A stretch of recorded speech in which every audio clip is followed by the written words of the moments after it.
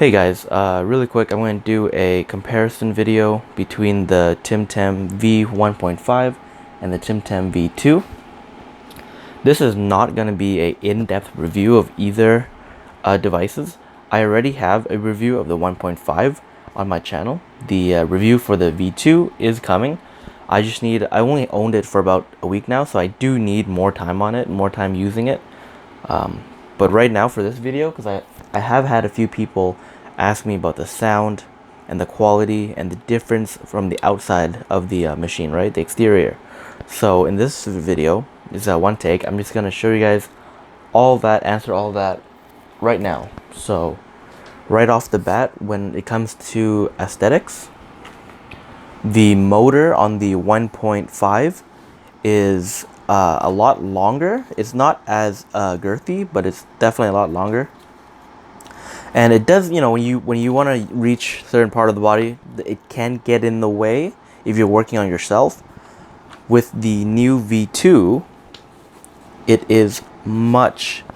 Let me see if I can show you guys both next to each other here. So it's much girthier, but also a lot shorter.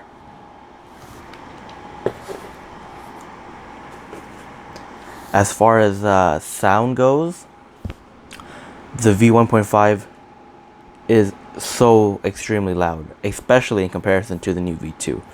I'll turn on the 1.5 just to show you guys.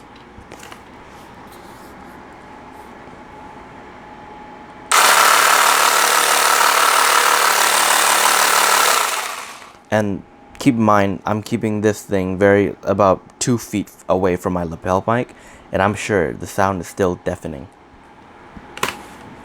Now with the V2, if I kick it on at the same distance, this is level 1 at 1,000 strokes per minute. You can barely hear it. Now at 2,000 strokes per minute, still very bearable. You can still hear me talk. And at the last speed, 2,800 strokes per minute.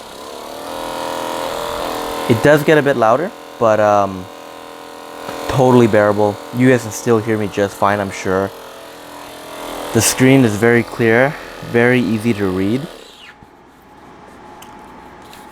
The build quality on the V2 right off the bat, as I said in my initial unboxing video, so much more superior than the 1.5. When just me shaking this around, I'll bring it close to my lapel mic. You hear no sound or anything, no jiggling, nothing. When I grab the 1.5, definite jiggling. You can hear it right by the attachment around here. Tons of noise. It's never been a problem for me, but I do notice it, and many others have commented on it. The one nice thing about the 1.5, it comes with this semi-hard shell case, which is very nice, especially when I want to show friends and bring it around to their house and anywhere. Very nice having this versus the V2. All it comes with, let's see if I can find it, is a bag, a cloth bag, a nice quality cloth bag, but still just a cloth bag, which even if you put it in, I don't know how you would feel comfortable, you know, with it just being in here. How would you feel comfortable bringing this anywhere, you know? So I hopefully Timtam will make a case and sell it separately. If they do, I'll definitely pick one up. As far as the heat function goes, I've used the heated tip a couple times, and it does work. It does take about 2 minutes or so to warm up and to get up to the temperature, but once it does, fantastic. Very, very good. I prefer it much more than just the standard rubber ball that comes with it. Now, the 2 tips over here, I should mention, are when I initially bought the V1.5. I do recommend them. I moved them over to the new case just because I hardly use the V1.5 now. It's more so when I if I travel, I'll bring them with me. I'll bring the 1.5 with me because I'm not going to risk anything happening to the V2. Just too expensive and too new to risk. It also comes with this. It's a polish light attachment. It is much larger than like the heated tip, and this is similar size to the rubber tip. So just a comparison. This is supposed to vibrate on top of the machine already, kind of pounding your muscles. I don't really feel much of the vibration when I use this. I don't really use this at all. Mostly for me, it's the warm-up tip and the trigger point tip. These two metal tips are just a major key. Now, one thing I should mention on the batteries, Timtam did say the batteries are interchangeable. However, I noticed that between the two, the V1.5 battery, you can use it in the V2, right?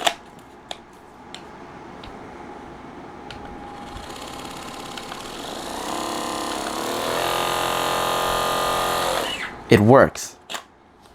However, still works, both interchangeable. However, the battery for the V2 does not fit in the V1 1.5. So about here, you can't push it in any further. So it's not interchangeable. It's just the 1.5 can work on the V2. But other than that, honestly, for both, no complaints. The V2 obviously much better, much upgraded, as you would expect. However, they did upgrade the V1.5. They made it quieter. I believe they made it more sturdy. They quieted the motor a little bit. So if you're trying to save some money, just get the new version of this, because I don't think the V1.5 is even available for sale anymore. So I'd recommend, just if you're on a budget, grab the new version of this product. But if you want the V2, also known again as the Power Massager Pro, then pick up the V2, the Power Massager Pro. I honestly, it is a well worth it investment if you train a lot, if you care about recovery, care about saving time. Now, a lot of people have been saying, I've heard reviews where they say, oh, this can replace foam rolling. It does not replace foam rolling. Foam rolling has its place, has its purpose. But this, I use this a ton, especially for pre-training. If I have a tight muscle or knot on my body somewhere, I use either the V2 or the V1.5. Gets rid of it in minutes. It's great. So, makes your workout more efficient. You can work out more often and you can recover faster. Invest in yourself. It's an investment in yourself, and I highly recommend it. So, very short video, just a very short comparison. I'll do a longer one in the future, the near future. So thank you for watching, and I'll see you guys in my next video.